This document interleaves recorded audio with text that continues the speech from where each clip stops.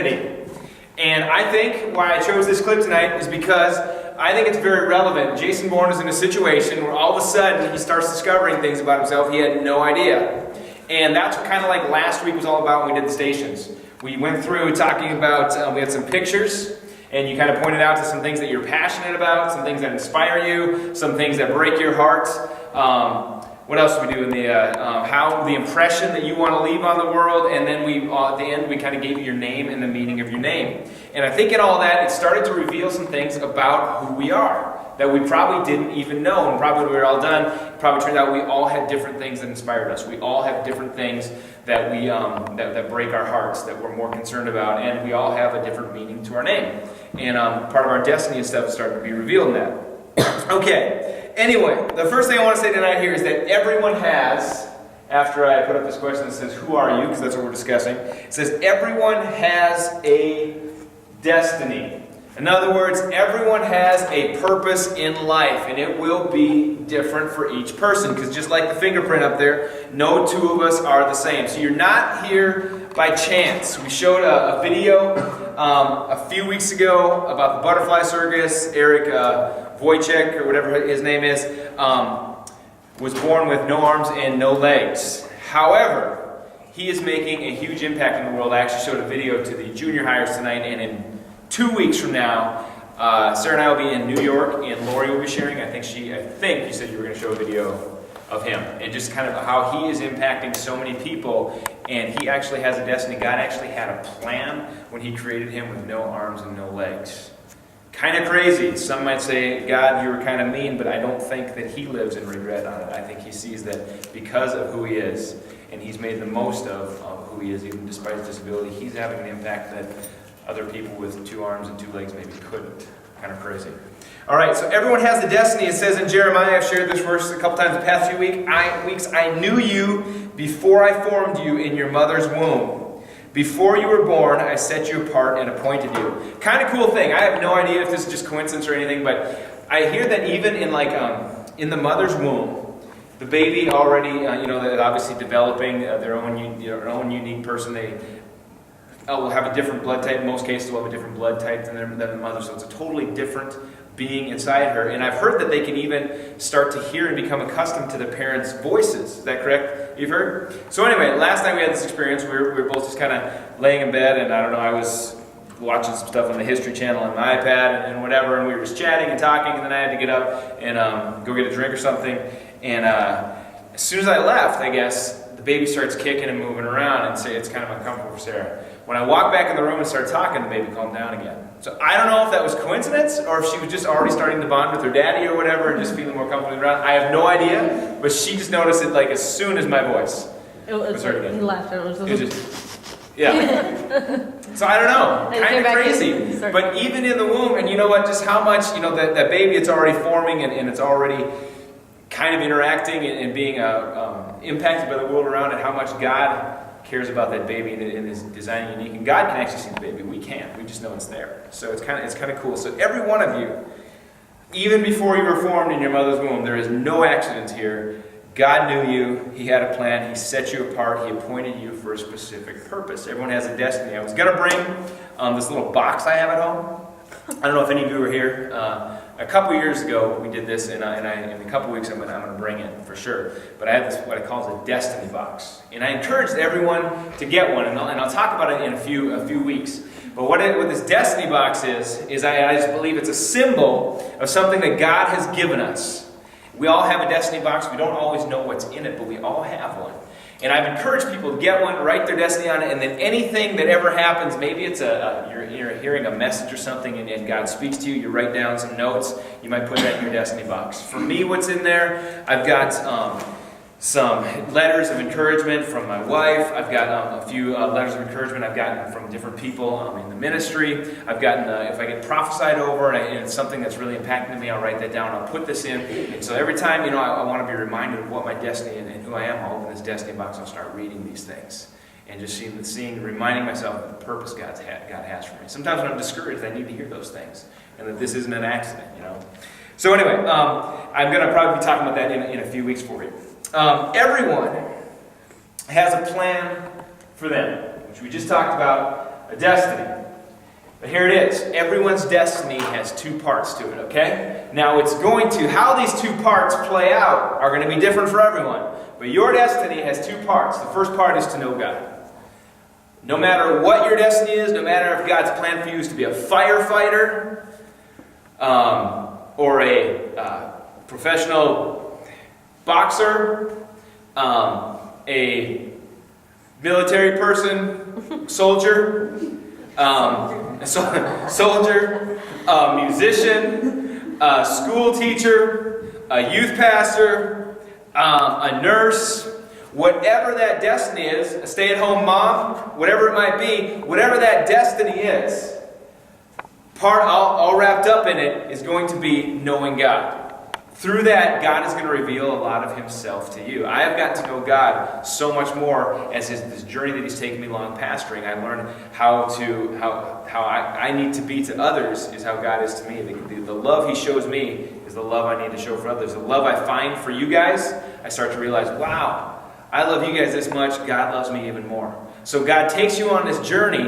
Number one purpose is so that you get to know Him. But the second thing is so that you can make Him known. So whether you're a boxer or a firefighter or a soldier or a musician or whatever, part of it, you're getting to know God through this destiny, but the other part, you are using those gifts to make God known. Now, like I said, all of our destinies are really different. It will pan out in every different way, but every single one of our destinies will have those two parts, about knowing God and making Him known. Okay, and just going back to the Nick Vujicic as an example, his destiny, his disability he was born with, God has used all those things to show Nick who he is. And then the cool thing about Nick is that he does know God, and he's been using that to make God known and show. He shows, despite all this, I serve a God of love, a God of amazing grace, and he's using his destiny to make God known. Okay. And your name, we pointed out last week, the cool thing, a lot of you didn't realize, but your name, your destiny has already, some of your destiny has already been wrapped up in your name. We found, look at this, the meaning of your name, and you can already see it starting to pan out in your life. One I think of was Mark, whose name means warlike, and since I think it was 5th grade, Mark has been like, I'm going in the army, I'm going in the army. That destiny of warrior was already imprinted on him even at birth, and his parents probably didn't even, I doubt your parents have been pushing you to go into the army, have they? It wasn't their plan. They just felt, God named you Mark through them. He used your parents to do it. Kind of a cool thing. And either way, Mark's greater calling than being a soldier in the U.S. Army is to be a warrior for God. I know that he will always be a warrior, whether it's in the U.S. military or not. Okay, second part of your destiny. Everybody has certain things that break their hearts. And I'm taking these, I'm just making a few points from our stations we did last week. Second thing we learned from the stations, everyone has certain things that break their hearts. For me, I hate seeing teenagers grow up with no sense of purpose for their life. I was back in, I can remember kind of specifically the time where I really started to see this surface. Was back in, I was working at the Olive Garden in Kansas just after I graduated college. I had this degree from college. I wasn't sure what I was going to do with it, and I'm working at the Olive Garden waiting tables, and I'd wait on teenagers. And I don't know if any of you have ever gone out to restaurants before and just a group of teenagers, no adults. And most people don't like waiting on teenagers. Because in their mind, they think teenagers are rude, they think they're stingy, they don't tip and all that, and people just have this stigma about teenagers. For me, it was a totally different story. I would bond with them. I would have some of my best time waiting on teenagers, and I would always make a lot of money off teenagers. I never found it. But here's the difference. It's because they always assume the teenagers are rude, so they'd be rude to them. And what happens typically if you're rude to somebody? They're rude back, okay? And if you're not rude, if you're not nice to somebody, you think somebody's going to leave you a big tip? No! So they'd be rude, and therefore the teenagers would typically rude back, wouldn't tip them well, or if it's just the opposite for me, I would start just laughing and joking because I just related well. So I started seeing that, and then I would see these kids, and I would just overhear their conversations, talking about, who's doing who at school, just hearing the vulgar jokes and stuff coming out of their mouth, and I just wish, my gosh, it just isn't fair. I was raised in a home where my dad instilled in me that I had purpose And I knew God. I knew from birth I had a purpose to be here, and they didn't know their purpose. And it was just frustrating me. So part of my destiny was starting to reveal itself. And the second thing that's always frustrated me, probably the most, is people that have wrong ideas about God. My dad, being a pastor, he's taught about the Bible my whole life. And so I feel like I have a pretty accurate understanding of who God is. But sometimes, you'll just get in situations where people are saying all these things about God. They don't know the whole story. They'll say things about, the Bible was written by men hundreds of years ago. You can't know if it's accurate. Well, I've heard so. I know why you can know the Bible's accurate. I know it's been accurately translated and handed down through the years. But people don't know that, so they don't trust the Bible. I've heard people just have all kinds of different ideas about God. Hey, you know what? It really doesn't matter what you believe. As long as you believe something, it'll eventually get there. But I know the truth. I know there's a heaven and hell, and I know that the only way to salvation is through Jesus Christ. And when I hear somebody say that, it really breaks my heart, because it's like, if that thinking, my understanding with that thinking, you got an eternity of separation from God, if that's what you believe, and that bothers me. Anyway, so those two things, and eventually I put the two and two together. That, you know what? I had a passion for teaching God's Word, and I really connected well with teenagers. Like, hey, you know what? Maybe youth pastoring would be ideal for me. And it turns out so far, it's been a pretty good fit. So anyway, there will be certain things that break your heart. And we started realizing that, that was a little bit of that was revealed last week, and that basically is an indication of what your destiny is. Okay, second thing we learned from our station last week. Everyone has certain things that inspire them, or things that they are passionate about. For those of you that know me, I am very passionate about public speaking, especially to teens and young people. And then if you know me, I also love health and fitness. There's just different things. If you're around me, I'm a pretty active person. I try to eat healthy most of the time. I'm pretty passionate about ice cream with peanut butter and chocolate in it too. But I know I have to be to limit those things. But you're going to find different things that are passionate. When these things surface, it just shows how unique each one of us are. And God will use those things to bond with other people. Another thing I'm really passionate about is disc golf. A lot of you know that. But God uses those things. I'm able to hang out with people, and we'll go spend some time playing disc golf and stuff. And it's just my way of communicating with others. We all have things we're passionate about, and God wants to take those things and use that to kind of to relate to the world around us. So God's going to reveal those things. And then the fourth thing we learned from our stations last week is that everyone desires to leave an impression on the world. On people's deathbeds, you'll never hear people say things like, oh man, I really wish I'd made more money. Or I'd eaten more chocolate, or I committed more crime. I've never heard that. People, if I just killed a few more people in life, I'd have been, just a little bit happier. Or stole some, whatever. Or played more video games. Or bought that jet ski. Most people don't look back and I just really regret not having more stuff. But people do say things, you know what, I really wish I would have spent more time with my family. Especially parents, a lot of them will say, I really wish I would have spent more time with my kids and been closer to them. Or things like, I wish I would have helped more people in need. When we're in our last moments, a lot of times it's when we're most honest, we all wish we would have left an impression on the world. And I think all of us have that desire. It's just not all of us really realize that we can do that. That just, wow, insignificant little old me can actually make a difference in the world. And that's one of the things I think why Nick Vucek is so inspiring, is because he has no arms and no legs, and yet he's making a huge impression on the world. Interesting story, and this will probably come out in the video that Lori shares in 2 weeks. A couple years ago, he got married. I don't know if some of you knew that. To a lady with 2 arms and 2 legs. Actually, a very beautiful lady. And then they also had a little boy in this past year. So kind of crazy. Like I said, she may show a video that brings that out. I have one I found today that's pretty cool that kind of tells their story. It's a pretty sweet thing. So, yeah, okay. I want to say no. Okay. Now, that's the good stuff. That's the fun stuff right there. That's the truth. But let me also share you this. Satan attempts to keep all of us, his goal is to keep you from fulfilling your destiny. And I want to talk about 3 ways that Satan does this. And he's actually pretty good at it in a lot of cases. 3 things that Satan typically uses to keep us from fulfilling our destiny. One is through hurts. Some of us come from broken families. Some of us have had maybe death of loved ones. Some of us have maybe suffered some tragedies in our life. Maybe some of us have gone through some abuse. When we live hurt, when we've been hurt in the past, and that hurt still affects us, because Satan likes to use it. He likes to remind us, and if we have a wound, he likes to poke at it a little bit. And when we live as hurt people, we live in fear. And if we live in fear, we're never able to step out and become the people that God intends for us to be. Okay? Some of you may know a guy named Eric Everett. He runs sound for us for our church on Sunday morning. A really interesting story. I was out playing with disc golf with him one day, and he was just sharing. If you're ever around Eric, he's an encouraging guy. Like, he'll always just build you up. Like, "Hi, you're really good at this. You're really awesome at that." He's just great at pointing that stuff out. And anyway, one thing he shared one day, he's like, I think maybe I'd mentioned it too, or my dad had mentioned it. You really like to encourage people. He said, "Yeah." He said, "Back in high school," he said, guys it was always looked at as a weakness. If I'd say stuff like that, guys, the macho guys, they just laugh at me and put me down for it. So I was afraid, really, to be that. But I've started to realize that it's a gift God's given me to encourage people.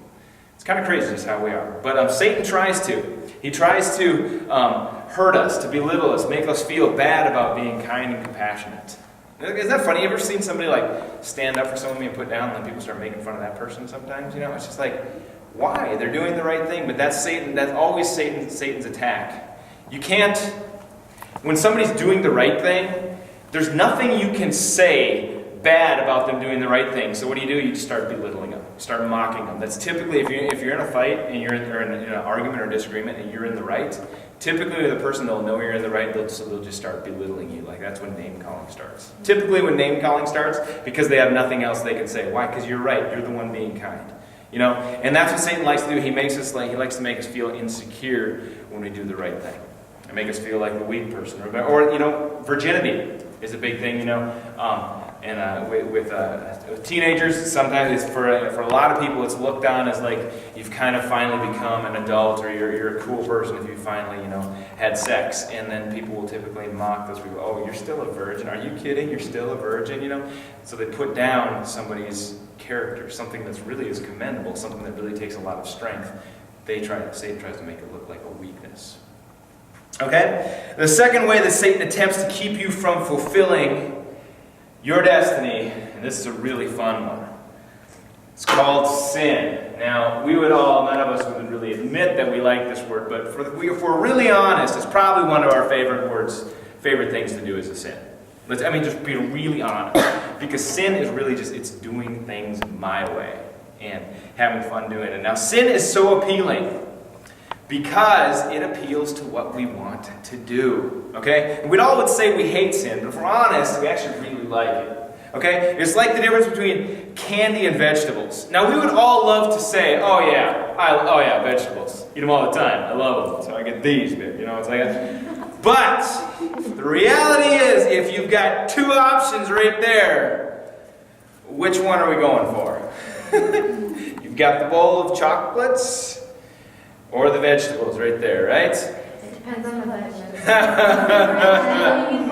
Well, see, if it's cabbage, you're going to have to give me a fork. Yeah. That, and then I'll eat the chocolate seed. Maybe we should try throwing vegetables some Sunday morning. Carrots. I said bananas. Bananas? That would be good. Yeah. I like vegetables. I eat them. Actually, I've trained myself to like vegetables. You can actually. Did you know this with your taste buds? You can, if you don't like something, you can actually teach your taste buds to like it by eating it consistently in small amounts. Okay. Now I've changed that with vegetables. There's a few things like radishes I've never been able to get myself to like. And cauliflower, raw cauliflower, can't stand it. Don't really like it cooked much either. You don't like white vegetables? I don't like white vegetables. Pretty much come down to it. That's funny. I was just going to say that, but I didn't know if any of you heard kohlrabi. Yeah, I don't like that either. Why is it sweet? Well, yeah, I think it's kind of like a water chestnut. I don't like those either. Water chestnuts. You don't like pizza? I don't like white vegetables. I'll be honest with you. And if you know me, I'm not a picky person. I will eat almost anything. What's that? It depends on what they're in. Plain and raw, typically not, but if in moderation on a big sandwich, it's okay, it adds some good flavor. And sauteed on a steak, though, with some sauteed mushrooms, then they're primo. But yeah, for the most part, I'd have to say I lean to no on onions. Yeah. Did you know if you eat half a cup of Brussels sprouts, which I love because they're my favorite vegetable, that is a little bit over 80% of your day's vitamin C. Really? Yeah. Sweet. You know, Brussels sprouts, They're like miniature I'm sure I've had them. I don't like the Yeah. I couldn't even really picture you wanted Brussels sprouts. I've heard of it, but I. They're like It's a little Yeah. circle ball of death. Right. For me, they're kind But the reality is, I'll say this: vegetables, especially raw vegetables, are probably the most healthy thing you can eat. It's just life, you know. And I've had to train because I like health. I've had to train myself to like them, and for the most part, I like most vegetables. But even when it comes down to it, if you put some chocolates or you put some salad there, I'm going to go to the chocolates unless I make myself to the salad. And that's usually when it comes to doing the right thing. We tend to do the wrong thing, but we can, through God's grace and His Holy Spirit, we can make ourselves, or He helps make us do the right thing. Yeah, we can eat our salad. You will be nice and eat your salad and that. So anyway, sin is a fun thing. Sin appeals to our wants. And see, here's the deal. Our destiny is about taking care of others, helping others. God uses us, He reveals Himself to us, and He uses us to show His love to other people, but sin appeals to ourselves. And if we all be honest about it, we'd rather probably spend our hard-earned money on ourselves than on others. We'd rather probably spend an evening doing what we want to do than helping someone in need, And so our destiny is always about helping others, whereas sin appeals to ourselves, and they're constantly at war with each other. So this is one of Satan's ways. The final way that Satan uses to keep us from fulfilling our destiny is by distraction, or it could be called, we could say busyness. Okay, could be playing sports, could be playing an instrument. Maybe it's our entertainment, whether movies, video games, hanging with friends, that type of thing. Satan likes to get our lives full. If he can't get us with other things, he likes to just fill our lives up with so much that we don't have time to focus on God, don't have time to really develop that relationship. If you've ever tried to develop a relationship with somebody, it takes time to do that. It takes spending time together. It's really hard, if you go to a rock concert, and the music's screaming, to really bond very much with that other person, unless you're just moshing together and you can have a memorable moment, I guess, but it's just really getting to know that person is difficult. It's difficult. It's difficult. It's difficult. Yes, it's difficult. Going to a movie isn't a great way to bond. Well, you can bond. You don't really get to know the other person. But some people do use that as their form of bonding. But even that's not really a great way to get to know the real person themselves. That's why it's better in a relationship to postpone physical intimacy, because it can distract you from actually getting to really know the other person and find out if this person is somebody that I really want to spend time with, or if they're actually just a psycho. And they were really fun to make out with for a few weeks, but then after I got to know them, I found out they were a psycho, and then they tried to stab me in the back with that knife. I decided the relationship wasn't going to be a healthy one. So, The guy is like, can I get your number? Can I get your number? Please can we Work that up, dude. You've Doing never it. seen the Can I Have Your Number? We should look it up, Hannah. I Oh, love yeah. that. You seriously never seen this? let's watch it later. My name's Darrell. It's like Daryl, except Darrell. Is he being serious? Somebody videoed him? Or? No, Okay. it's meant to Yeah. be. Okay. We can look it up later when we're done. We'll do it later. That's Before the fine. game. Oh, Probably after the game. We'll probably do it after the game, because when we're doing snacks and stuff. Okay, yeah, we'll look that up. But anyway, so what was my point? Oh yeah, God likes to fill our life up with stuff. Can be sports, can be all these other activities, and you know what? There's so many good things in the world, so many fun things to do, but we really need to be sure that God still is our number one priority. And sometimes God just calls us to put aside certain things. Even there's going to be times when, I'm just going to step on some toes here, and I'm totally just using this as fun, but there may be this prom and a retreat coming up. And you know what? I'll be serious though. I'll be serious in this. I don't think that, I do not believe that every time, a youth event and another event coincide, that God's default is to do the youth event. But I do believe this. I do believe our attitude in everything in life, and even down to things like who we're going to marry, we have to come to God and say, God, what is your will in this situation? Okay? And like I said, I don't believe, it's always, if it's feeding the poor, going to the movie, you always have to do the one or the other. I don't believe God's like that. I believe there's different times for different things. So I'm not saying that. I would never say that, and I totally respect people's decisions to skip events. But I do believe our attitude always has to be, God, what's your will? And we let Him speak. And I'll tell you what, I've done that in life. And there's been a lot of times God has said no to the thing I wanted, and He said yes to the other. But there's been a lot of times where God has said yes to the thing I wanted. And you know what? We live totally free when we do that, because you find out if God really is saying, go to this event, skip this, it's because He has a super plan for me here. You know what? So anyway, again, I wouldn't pressure anyone, and I just totally, the thought came to mind. But even when it comes to sports, okay? American, I believe even it's filtered into the American church, this idea of, if you're in a sport, you never ever miss the sport because you are dedicated to your team. And I'll say this because my kids will probably be in sports. I mean, look at me. Okay? Oh, yes!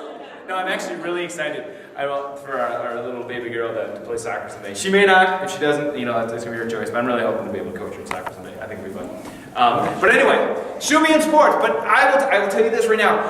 When it comes up, if there's church events, there's youth events, we will sit down and we will discuss which one are we going to do here. And my default is not going to be, you committed to the sports team, so you're going to be at every single sports event. You know what? She committed to God first. Hopefully she did. And you know what? She's got to, ultimately got to wait with Him. And if it comes down to missing a sports game, I think that can happen. I personally can. I think, it's time. You know what, team? I'm committed to you, but I'm committed to God more. And I think in some ways that's a way to be a great testimony to your team. Can you be a good player, a hardworking player, be a great teammate, but then at certain times it's like, you know what? I really need to be at this event, and show them that God comes first. And they can know that you're a dedicated, you're a committed person. It's just that you have a higher allegiance. When you're there, you're committed. You're a great teammate. You're a hard worker, which I think is a great way to be a testimony for the Lord on a sports team, to not be a lazy person. I think that was one thing my college coach, I'm going to get a little random here. I always thought, growing up, when people talk about being a witness for God on the basketball court or on a sports team, it's always be a nice person, play nice, don't play dirty and all that. And which that's true. You shouldn't be cussing people out, in the name of Jesus, because that doesn't really work. You shouldn't be rude. You shouldn't be dirty. But at the same time, you can show your commitment to Christ by how hard you work, how dedicated you are. Those last few sprints when everybody's holding a little bit back and getting lazy, you're giving 100%. Because I think that's what Jesus did for us. I think He gave us 100%. And so there's little ways to do that. And you can show them, I am a great teammate, but on this event at this night, I do have to be here. And I believe God honors that. Now, some people say, I would get kicked off the team for that. Well, maybe you would. But I'll tell you this. If you're a committed player and you're valuable to the team and the coach knows that your team is better with you on the field, for that reason, he's not going to kick you off the team. Because he needs you those other games you're there. So I just believe, in everything, we got to bring those things to the Lord. Anyway, got a little rabbit trail on there, but that was good stuff. Anybody ever heard of, basketball is my anti-drug? Anybody ever seen those commercials or anything? The anti-drug commercials? Like basketball, that's my anti-drug. Or they were probably a few years back. It was probably, it might have been 6 or 7 years ago. I know it was after my high school days, but probably before you guys. But anyway, there'd be these commercials on TV, and it was I don't remember what association puts it on, trying to get kids off drugs, and they'd say things, basketball is my anti-drug, or speech is my anti-drug, or some extracurricular activity where kids would put their energy into this so that they didn't have time to get involved in drugs. Well, I also think, though, that those busy things can be an anti-destiny. You know what? Basketball, if it's keeping you off drugs, great, that's a positive thing, but if it's keeping you from your destiny, that's not. And so, anyway, since none of you seen the commercial at that point, probably didn't go very far. But, okay, what I have is I have a video about this lady. Her name is Annie Lobert. It's an I Am Second video. I thought it was pretty cool. And she basically talks about her life. And you'll start to see in there that God has a plan for her life, but you'll see all the ways Satan was working to keep her from fulfilling her destiny. The good news is that Satan didn't win her life. She has an amazing testimony, and she started a pretty cool ministry. But here we go. It's Annie Lobert. It's like a 10-minute video.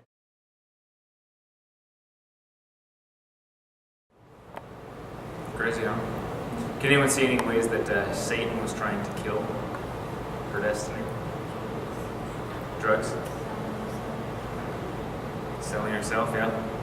Why was she selling herself? Money. Money. She fell in love with money. Oh yeah, and like how, like she said at a certain times, like how she was trying to make up for her father, like what she didn't get from her father. Yep. So, past hurts. She was hurt a lot in the past. And so that basically ended up affecting her life. Satan used that to keep her. She tried to find that approval that she never got from her father. So, say something? Yeah, I said like maybe the illusion would make it to when she was 12. Yeah. Yeah. She tried to, that was one thing too with the sex. She thought she could get love that way. And she started seeking approval of man, and it left her empty. Yeah. Anyone else see anything in there that thought was interesting? Yeah. Well, this is more of a side note, but she said she would consider her hair blonde, but it looked like her hair had grown back. Yep, she probably was on the chemo. That could have been a wig, or she probably was. Because from like on the side, it looked like she was waving. She probably lost her hair from the chemotherapy, but then it probably grew back when she was done. Yeah, she said that was a few years ago. A few years ago, yeah. Yep. What was Annie's kind of former identity? Was she basically all she saw herself as was a prostitute, and that was that kind of that dream or whatever she had with people that she was laying there and there she died, and people said you were just a prostitute, and that's who really she felt she was. What became ultimately her new identity? Telling people that God knows. Yep. But her new identity ultimately was basically, Jesus is prostitute. what's that? Jesus is prostitute. I didn't hear what you said. Jesus is prostitute. Well, That's what. became her new identity was she was a daughter of God. That's she kind of. But that's what she said. That's why. She said that? She didn't say she was a prostitute. She said she was a virgin. She was pure. Yeah, she was a virgin again. She got made her pure, washed her clean. Yep. And then the last question I was what did God ultimately do then with her new identity? She wasn't but she used to be She that. goes back, yeah. She actually started a ministry, and you can find it. It's on Facebook. She started a ministry called Hookers for Jesus. Oh, that's what she said. That's the one she started, and it's a ministry to prostitutes, and that's what they do. They go on the streets and trying to get young ladies off the streets. And really, the answer behind that, ultimately, it's not just telling them, you're wrong for doing this. God wants you to do this. It's really showing them what their true identity is. You're not this. You're not cheap. You're not worthless. You have incredible value, and they show that God's love for them. There's no value. All right. How long's our game going to take, man? What did you say?